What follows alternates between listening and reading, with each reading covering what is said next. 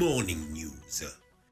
Chers téléspectateurs, bienvenue à toutes et à tous dans cette édition du Joliba Morning News que nous commençons avec cette actualité venant de l'une des régions du nord du Mali. Le 7 août 2021 au gouvernorat de Gao a eu lieu la cérémonie de clôture de la 3e session du projet Travail pour l'avenir TPA. 150 jeunes apprentis de la région ont reçu leur attestation de formation et kit professionnel. Fanta Diarra pour le récit.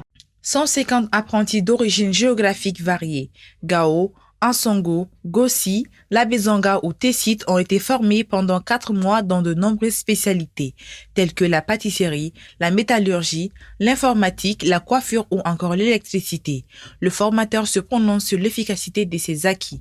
Je pense que la journée de la réception, je pense que pour eux, ça doit être quelque chose de très grand.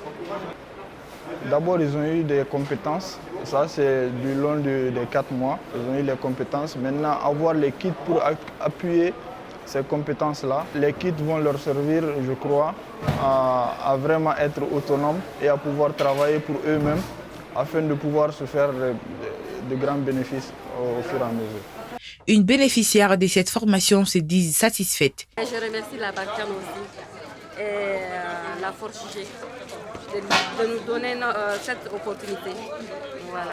Le colonel Christophe, représentant des forces françaises, affirme que ces formations seront rentables car l'avenir d'une nation est dans les mains de la jeunesse. Alors, le bilan est positif au niveau quantitatif, puisqu'on est parti de 40 apprentis sélectionnés la première fois et qu'on en est aujourd'hui à 150.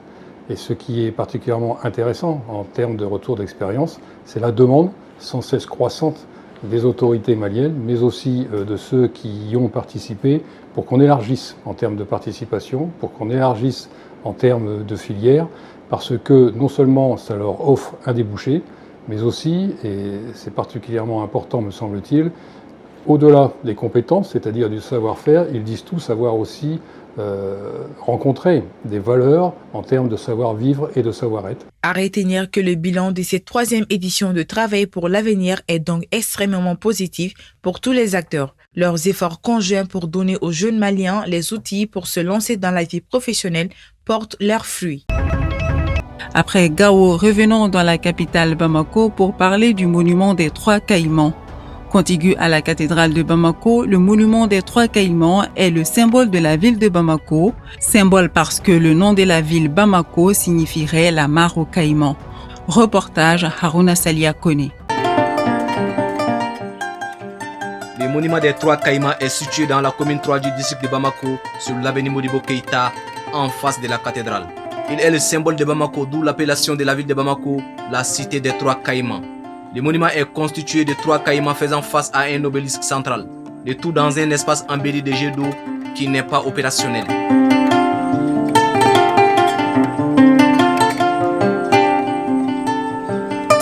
Les 3 caïmans sont le symbole du district de Bamako, car une des versions de la création de la ville voudrait que le nom décomposé signifie Bama, qui signifie le caïman, et Ko, la rivière. Étymologiquement, Bamako signifierait donc en langue nationale la rivière aux Caïmans.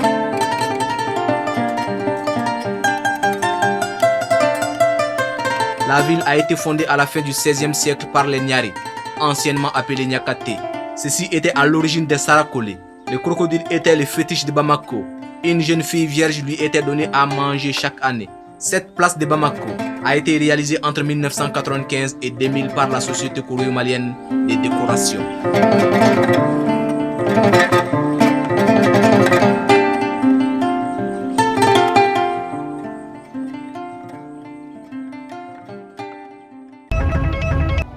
À présent, parlons de nourriture, du petit déjeuner favori des Maliens. Comment le beignet est devenu le repas matinal préféré de beaucoup des citoyens maliens depuis des années. Notre reporter Issa Sissé nous en dit davantage. Mariam Kone a commencé à vendre des beignets il y a très longtemps.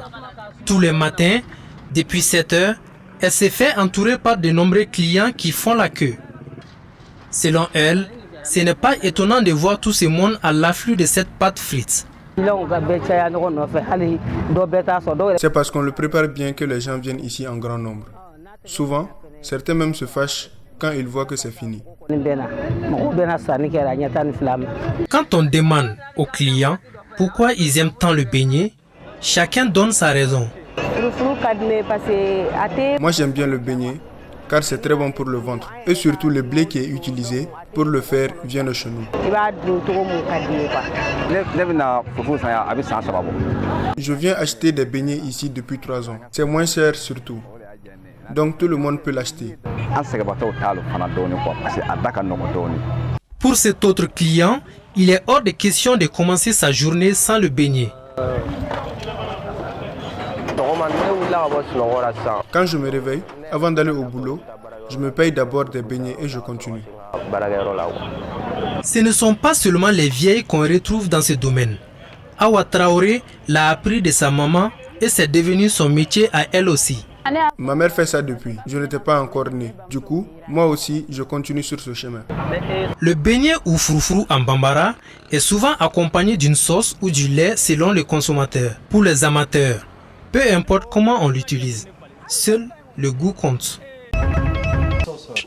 À l'international, l'autorité intergouvernementale pour le développement IGAD, qui regroupe 7 pays de l'Est africain, affirme avoir renouvelé ses efforts pour désamorcer les dissensions au sein du parti du vice-président du Soudan du Sud, Riek Machar. L'IGAD craint que ces tensions entravent le processus de paix dans le pays.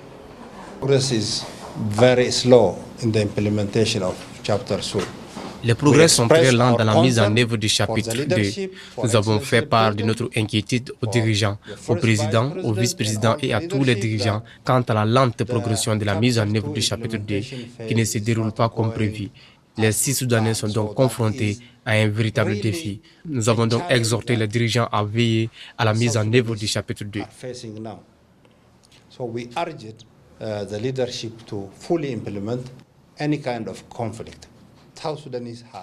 Le Sud-Soudan ne peut tolérer aucun type de conflit. Les Sud-Soudanais ont assez souffert des conflits.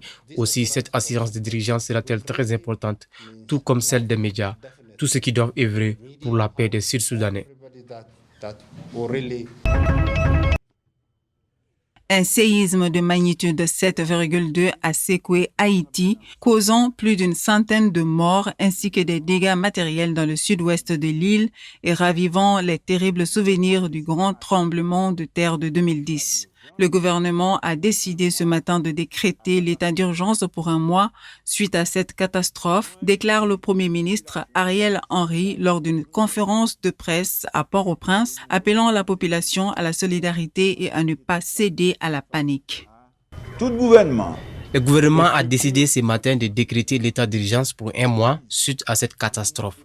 Nous appelons la population à la solidarité les uns avec les autres. Évitons la panique face à ce tremblement de terre. Tous les gouvernements et les structures de la protection civile sont mobilisés et on demande à la population de redoubler d'efforts et de précautions, surtout s'il y a des répliques. Ainsi s'achève ce Joliba Morning News. Merci à toutes et à tous pour votre aimable attention. Excellente suite de programmes sur Joliba TV News.